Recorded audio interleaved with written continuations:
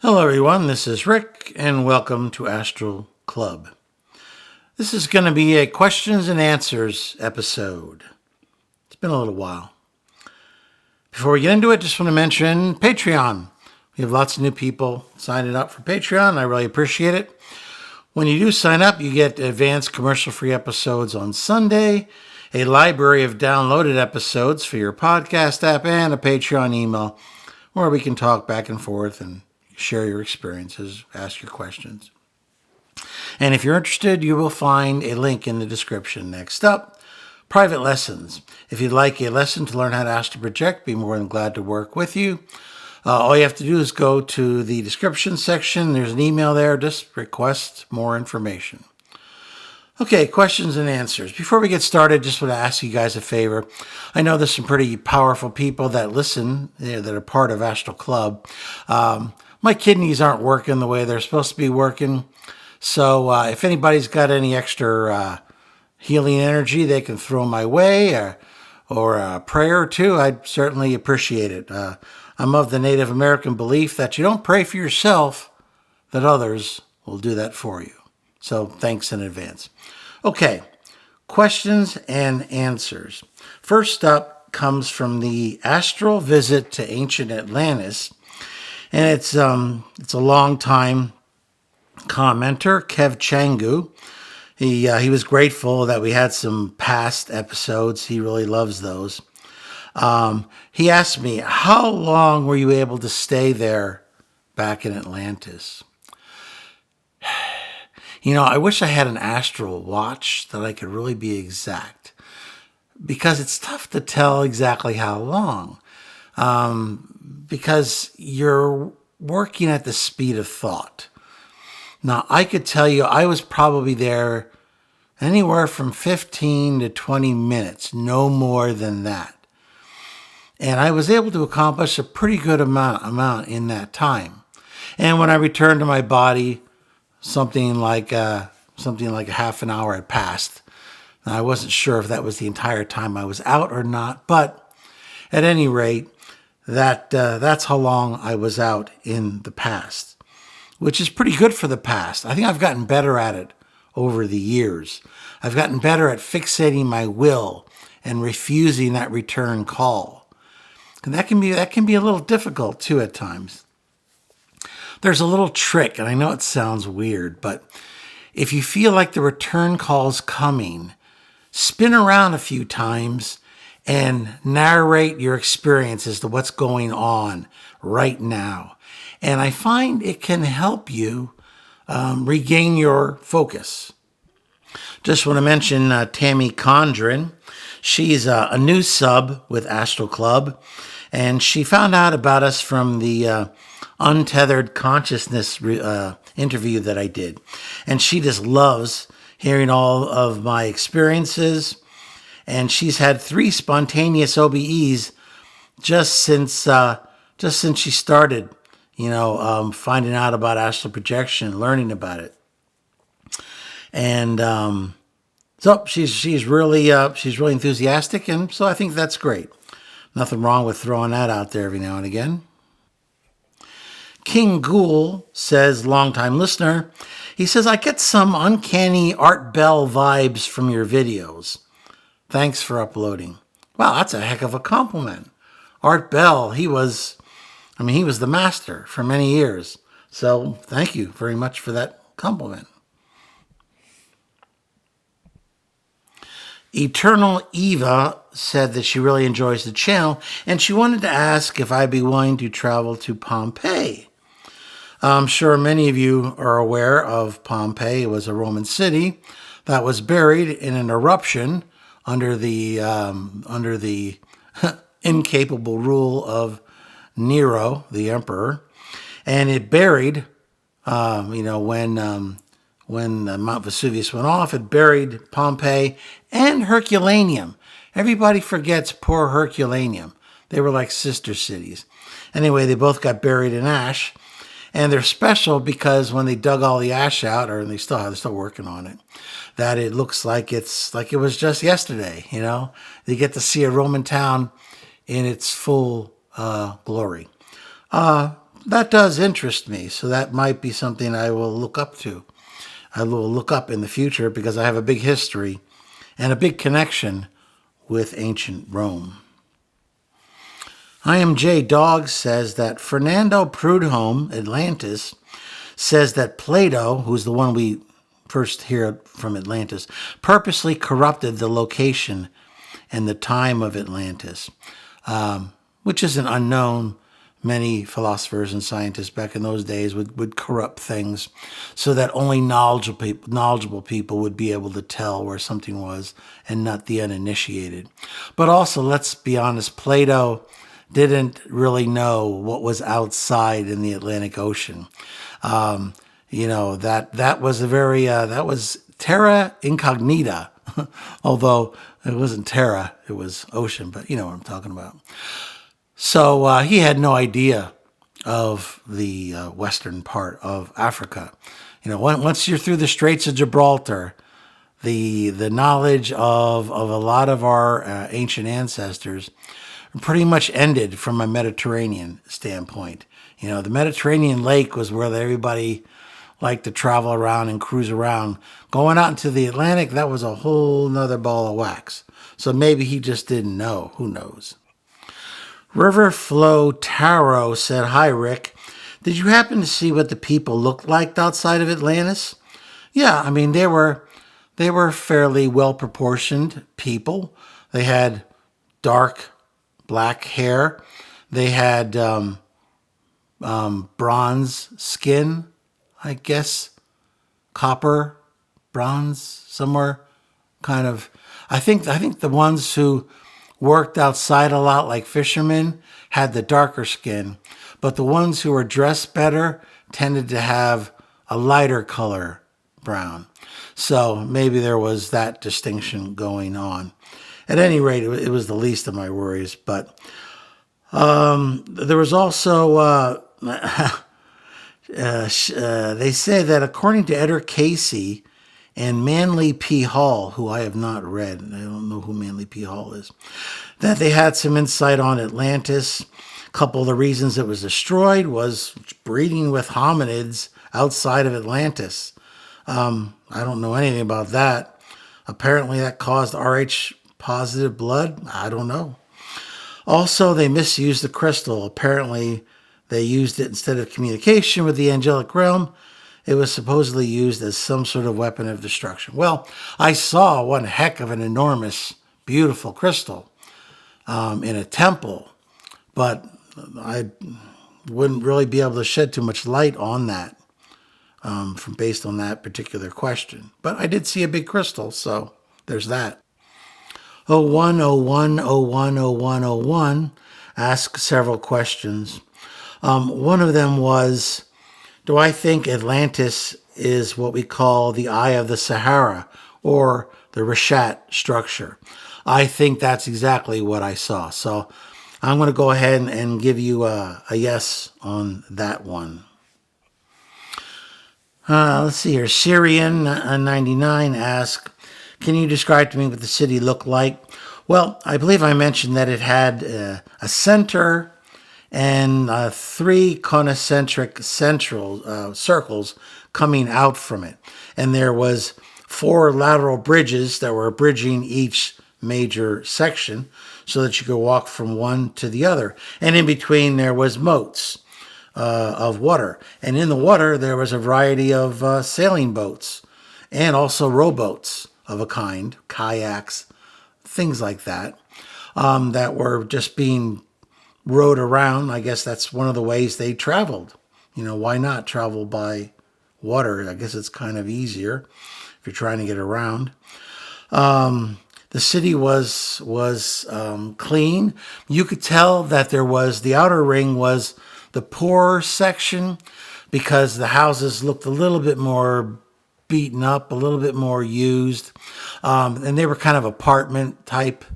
There was like 3 or 4 different levels that were used that people would live in. And they looked to me like the poorer section.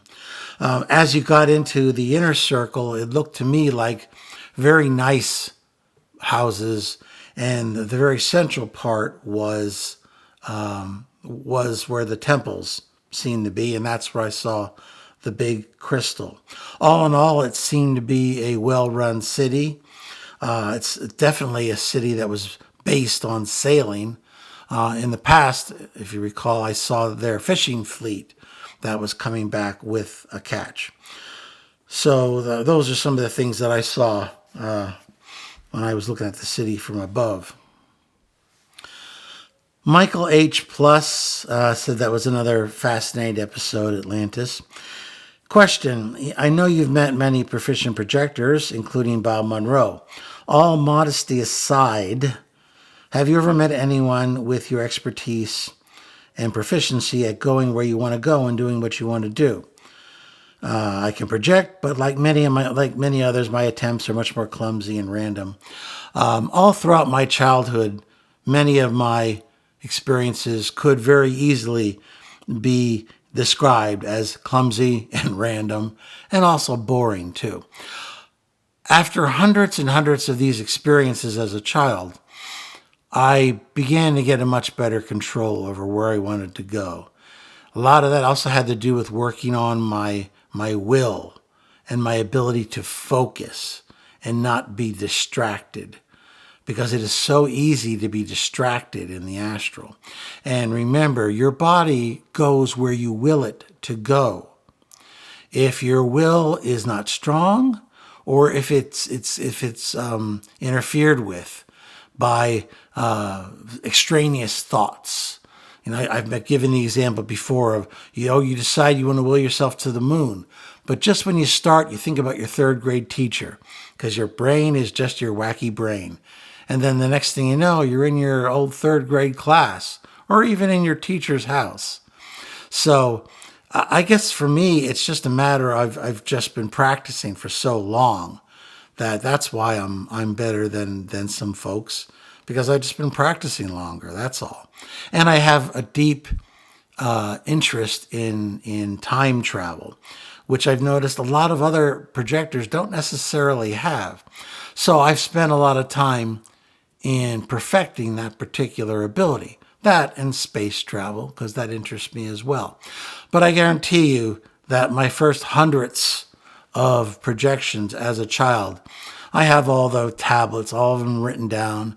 It's all the same stuff. So I left my body, I went down to the playground, and then I lost focus and went back to my body. I mean, there's hundreds of those things. So my guess is get the experience and you'll get better. That's all. It doesn't make me any better. It just makes me more experienced. That's all. They say if you do something for 10,000 hours, that's how you become a master at it. I haven't counted it up, but I wouldn't be surprised if I've been working at this astral projection stuff for 10,000 hours or more. Jonathan X comments that he says Edgar Cayce said the Atlanteans that survived the deluge scattered all over the planet. And he thinks that they may have had something to do with the pyramids of Giza, as well as certain weird language groups like Basque, Dravidian languages, and Sumerian. Who knows? Maybe these languages, which seem to come out of nowhere, had their origin in ancient Atlantis. Who knows? Anthony Logan asks, why is it that you have way less time in the past versus much more time to spend in the future? I've answered this question numerous times, but I also understand there's a lot of new people coming on board, so I can't always assume that everybody's up to speed. There was some physics student or somebody had a doctorate in physics who a while back, I wish I'd cut it out, he pretty much explained what he theorized using current astrophysics and physics and quantum physics. And it was over my head, but what I could understand of it made some sense. All I can tell you is what I've observed. I can tell you that when I go back into the past, my time that I could spend there is normally very limited. I am an astral ghost. And except for the one time that I mistakenly went into the body of an ancient crocodile, you have no ability to affect the past. And my theory is anyway that whatever that crocodile did, writing that mathematical form into the sand under my control, my guess is he always did that. So I didn't change the past even that much. All I did was complete the circle, complete the cycle. That's it. That can mess with your mind a little bit if you let it. Let's see. So as far as the future is concerned, well, as you go further into the future, especially like 100 years or more, you start to gain more abilities. Eventually, you can be seen, and you can interact with living beings, although I always try to limit that contact. I don't always succeed, but I try because I don't want to interfere. But, there's some notable exceptions, and I'll be honest with you, like being with my tribe for a few years. But there's something about going into the future that allows somebody who's trained to stay out much, much longer. Days, weeks, months, years. Now, it does require regularly re-exercising your will to stay out that long, because there are calls that do come. They're not as frequent to return, but they do come. And you have to be ready for them, and you have to have your will fixed to the post, if you will, to help you maintain your, being outside your body in the future. So, that's really all I can tell you. Perhaps that some physics guy will comment. Here's another interesting question that is somewhat related from Seraphim Gods. Question: when you travel to the future, are you traveling at light speed? What is your math behind it? Science says in theory that traveling at the speed of light allows you to travel forwards in time. Well, you're talking to a business student here, so don't ask me for the physics. Perhaps there'll be some kind physics person around here who can explain it again. However, the reason that I can travel into the far future is I believe that we are living in some sort of a highly sophisticated holographic universe run by some sort of a godlike computer program. And like all computer programs, there's back doors. There's cheats that you can use. When I used to play video games, sometimes I'd look up the cheats, get all the ammo I needed and just blow everything up. It's not playing the game fair, but I had more fun that way. And rules, I don't like being boxed in by rules. Or if I need rules, I'll make my own. Thank you. But so I think that what I'm essentially doing with astral projection, or anybody is you are now outside of the rules of the physical game and all of the laws and everything that backs up the physical universe. However, when you consciously astral project, you're doing a cheat code. You can go to a far place in the dungeon that you ordinarily wouldn't be able to get to unless you've been playing the game for 20 hours. So that's my answer to it. And it might be a little unbelievable, but it's nothing that science hasn't talked about. So, and people a lot smarter than I am in scientific matters believe that such a thing is indeed possible and cannot be ruled out logically. So, put that in your pipe and smoke it. Michi and a bunch of other people seem to be really fixated on what they look like. I don't see why that's such a big deal. I said they were healthy, well-proportioned humans, but everybody wants to know what their color was. I would say that they were Mediterranean in origin. I would say the higher classes, from what little I saw, tended to have a lighter colored skin, whereas the ones who were the workers, and I imagine the fishermen, because fishing was a big part of their society, they had darker skin, much like our fishermen have darker skin. When you're exposed to the cruel sun's rays on the ocean for long periods of time, your skin develops a very dark tan. So, and they had black hair. They were attractive people. I don't know what else I can really say. I guess I'm more interested in other things. Okay, that's it for this Q&A. If you liked it, please hit the like button, share it with those of like minds, subscribe if you haven't already. And any questions and comments are always welcome. And who knows, they might be part of a future episode. And as always, this is Rick, and I will see you on the astral plane.